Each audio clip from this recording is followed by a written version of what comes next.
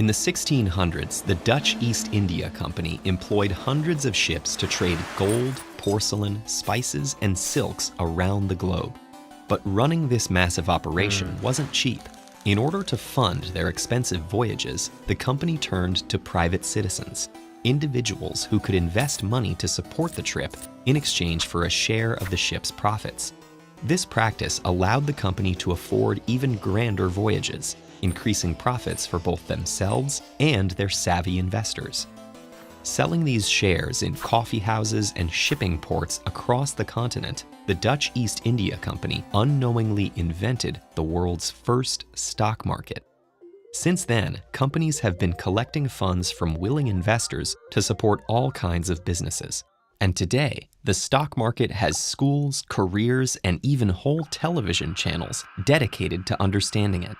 But the modern stock market is significantly more complicated than its original incarnation. So how do companies and investors use the market today?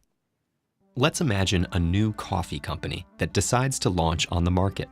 First, the company will advertise itself to big investors. If they think the company is a good idea, they get the first crack at investing and then sponsor the company's initial public offering, or IPO. This launches the company onto the official public market, where any company or individual who believes the business could be profitable might buy a stock.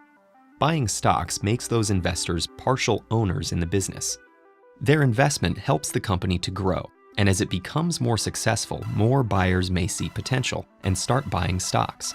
As demand for those stocks increases, so does their price, increasing the cost for prospective buyers and raising the value of the company's stocks people already own. For the company, this increased interest helps fund new initiatives and also boosts its overall market value by showing how many people are willing to invest in their idea. However, if for some reason a company starts to seem less profitable, the reverse can also happen. If investors think their stock value is going to decline, they'll sell their stocks with the hopes of making a profit before the company loses more value. As stocks are sold and demand for the stock goes down, the stock price falls, and with it, the company's market value.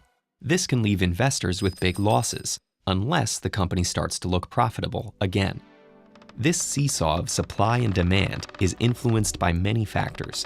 Companies are under the unavoidable influence of market forces, such as the fluctuating price of materials, changes in production technology, and the shifting costs of labor. Investors may be worried about changes in leadership, bad publicity, or larger factors like new laws and trade policies. And of course, plenty of investors are simply ready to sell valuable stocks and pursue personal interests. All these variables cause day-to-day noise in the market, which can make companies appear more or less successful. And in the stock market, appearing to lose value often leads to losing investors, and in turn, losing actual value. Human confidence in the market has the power to trigger everything from economic booms to financial crises. And this difficult-to-track variable is why most professionals promote reliable long-term investing over trying to make quick cash. However, experts are constantly building tools in efforts to increase their chances of success in this highly unpredictable system. But the stock market is not just for the rich and powerful.